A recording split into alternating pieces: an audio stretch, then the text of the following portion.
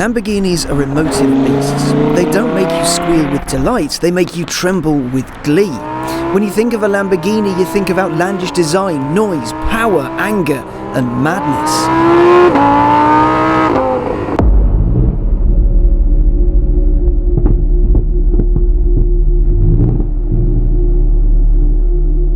This is a Lamborghini Gallardo, one of the best known and loved cars the firm has ever made. Over its 10-year lifespan from 2003 to 2013, they put over 14,000 of these things on the road. That's nearly half of all the cars it's ever produced. You got your typical Lamborghini thrills from its 5.2 litre V10 engine. It came with up to 570 horsepower, depending on which one you went for. It was also available in some cases with rear-wheel drive, otherwise all-wheel drive all the way. And as you can see, it looks best in yellow. The Gallardo was smaller than traditional Lambos. It came with normal doors and you could park it easily. It was as close to normal as you get from a firm like Lamborghini. And as the sales figures suggest, it was well received. So how do you follow that up?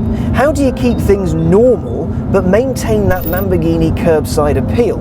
Well, if you are Lamborghini and have that problem to face, what you do is you keep the good bits that everyone loved from the old car, you give it a fresh face and a bit more power, and you call it Huracan.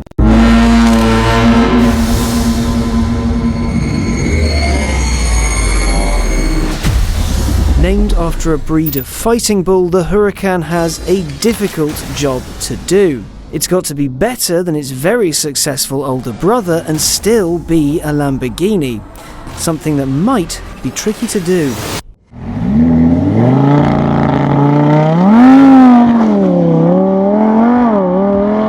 Lamborghinis are traditionally thought of as being a bit unhinged, a bit crazy. Whereas everything else they're well thought of, obviously, but they go about their business with a stylish, beautiful competency. If a Lambo was a person, he'd be the kind of guy who walks into a bar with a glittery waistcoat muttering things about how you shouldn't look at him funny because he's crazy. And everyone still loves him because, well, he's a bit mad, he's a bit zany, he's a bit kooky, and then one day he'll go and stab someone in the face. And he'll have to go away for a while. But he'll be fondly remembered because of his fiery temperament and the fact he was mental, him. It's hard not to enjoy a Lamborghini. Yes, they're outlandish and a bit silly, but they're born of an engineer who saw where things could be better. Created by a chap who came from nothing and made himself a household name because he liked the finer things in life. His name is Ferruccio Lamborghini. Lamborghini was born to grape farming parents, and he didn't really take much to the family trade, but he did rather enjoy the farming machinery associated with it. He went on to study mechanics and was drafted into the Italian Royal Air Force during World War II. When he left, he set up a garage and started modifying a Fiat Topolino. He got it to the point where he felt comfortable to enter it into the Mille Miglia. He did quite well, but after 700 miles he crashed out, and with that crash went his desire for motorsport. In 1948, the same year he attempted the Mille Miglia, Lamborghini got in the tractor manufacturing business, setting up Lamborghini Trattori. His machines were a help to post-war Italy's recovery. Later he got into oil heating and air conditioning too. These businesses set him up nicely and allowed him to buy all manner of wonderful cars. Lamborghini had a massive car collection. He ended up with more than he really knew what to do with. He had pretty much everything in there, Jags, Maseratis, you name it, but it was Ferrari that inspired him to build his own cars. See, he loved his prancing horses, but he was less keen on the ride, the interior, the after-sales, and the fact that they allegedly kept eating clutches. He addressed Enzo Ferrari with his concerns, hoping that he'd do something about it, but Ferrari being Ferrari, dismissed it. So he did what anyone would do, modified his own 250 GT so it was better than a normal one, and decided he was going to build his own Grand Tourer. And he did, the 350 GT. From there, Lamborghini's history has been littered with legends like the Miura, the Countach, the Diablo, and there's been some financial troubles along the way. Ferruccio sold his stake in the firm in the 70s and passed away in 1993. He left behind a legacy adored by people the world over. In 1998, Audi bought the company and got to work, mixing Lamborghini craziness with Audi efficiency, and it produced some stunning cars. The Murcielago, the Rebenton, the Gallardo, and now this, the Huracan. I just do what I do. See me? I just do what I do. Man, I just do what I do. Don't know about you. I just do what I do. Check. That's the intro. Its technology is advanced for a starter. It's got all-wheel drive, a carbon fibre and aluminium chassis, carbon fibre for the passenger cell, aluminium for the rest. There's a 7-speed dual-clutch gearbox to rein in its 602 brake horsepower, 413 pound-foot, 5.2-litre V10. And 0 to 62 is dispatched in 3.2 seconds. Its top speed, 202 miles an hour. And it's light at 1,532 kilos. The Lamborghini Huracan LP610-4, to give it its full name, is 10% lighter and 50% stiffer than the Gallardo, and it's chock full of tech. Carbon ceramic brakes are standard, and its little TFT monitor behind the steering wheel has pretty much all the information you could possibly imagine. And to start it, you've got to flip up a little switch, like a fighter jet, or a Morgan three-wheeler. Is good.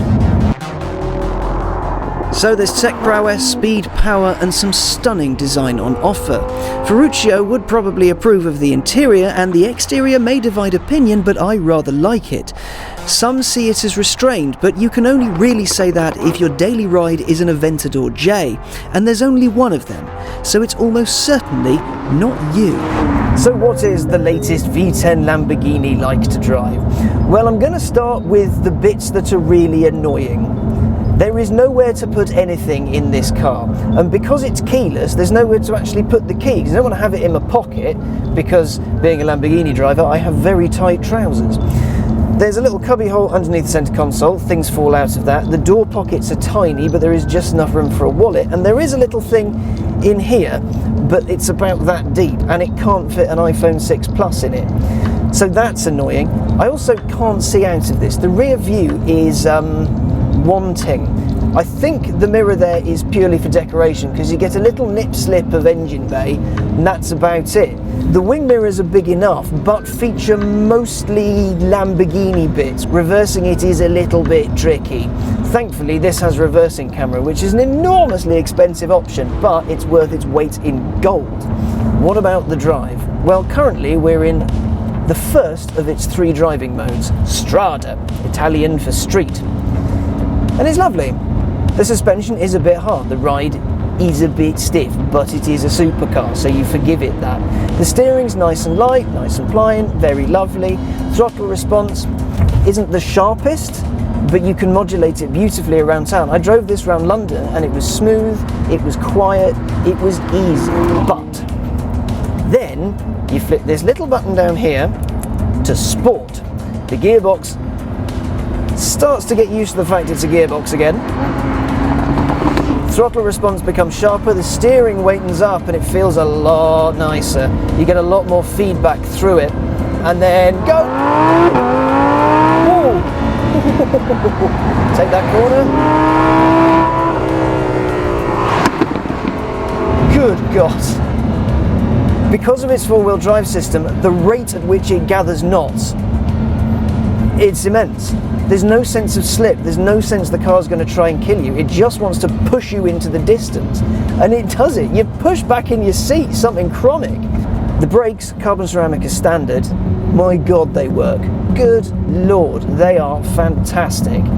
If you put your foot on them, the car will stop. The end. That is a thing that happens. There's no, oh, will they fade? There's no, oh, they take a bit of time to get warmed up. You can modulate them, but it takes a while to get used to it. Once you're there, though, they are a beautiful thing to work with. The steering, it's really nice. There's loads of feedback through it. In sport mode, it's decently weighted. It's a delight. You know where the front wheels are. You can feel what's going on the road. You know where to place yourself. And because the front wheel is, well, there, it's a very steep drop off at the front. It's nowhere near as long as you think it is. You can work it really nicely. Now the Huracan has a wonderfully unique launch control. It is best described as ferocious. It wrangles all of the horsepower, all 602 of them, and points them all directly at the road in order to get you from 0 to 62 in around 3 seconds. So what you do is you bring the car to a stop, you stick it in Corsa, you turn the ESC off, no ESC, foot on the brake, foot on the throttle, thrust mode, go! God almighty!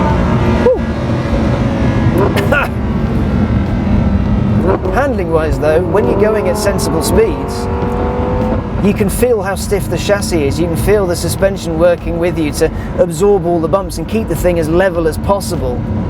It's an absolute joy to hoon in this thing. It can't fail to put a smile on your face.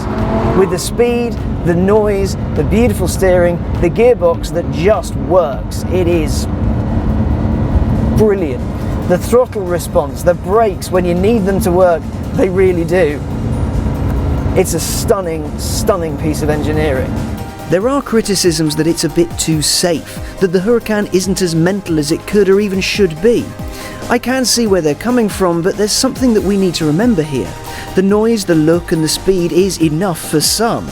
Not everyone wants to go everywhere with their car's arse hanging out while theirs twitches. Some want a car that can be used daily and excite them at the flip of a pedal. The Huracan looks like a Lamborghini should, and it sounds like one should too. It's a very involving car. You feel definitely part of the process, but at the same time, it makes you feel safe. You're certainly part of the madness with the car, not just of the drive, but of the theatre it creates. It's the star of any road and any space it occupies.